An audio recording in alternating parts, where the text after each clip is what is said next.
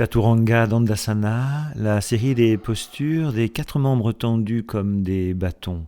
Chat c'est 4, Anga c'est membres, Danda c'est le bâton et Asana la posture. C'est une série de postures d'intensité, d'éveil, de chaleur, de puissance et d'énergie. La première version donc consiste, après avoir posé le front au sol, de se soulever au niveau du thorax, de la tête, de serrer, coller les mains et d'écarter les coudes, ainsi que les avant-bras.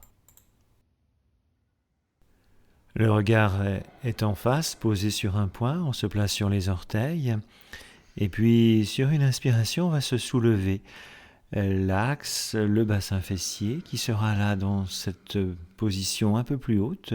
On peut nuancer, comme à chaque fois dans les Chaturanga Dandasana, en positionnant le bassin un peu plus bas.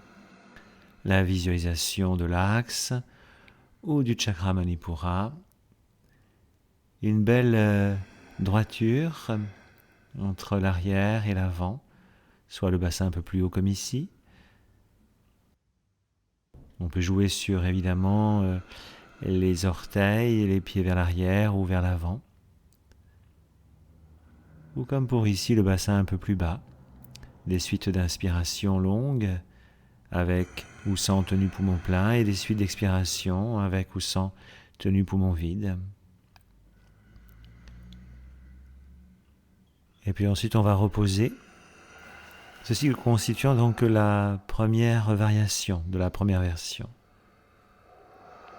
Pour la seconde variation de cette première version, en fait, la seule différence, c'est qu'en plus des mains, les avant-bras et les coudes seront bien serrés, collés. Et ce sera donc le même principe. On se place sur les orteils, le regard sur un point, on se soulève. Et là, on fera une série de Bhastraka, de soufflets abdominaux puissants.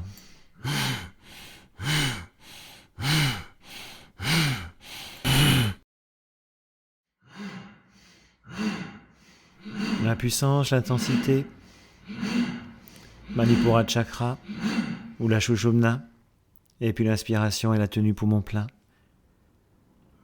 Et l'expiration, on se laisse redescendre, reposer tout, on vient savourer.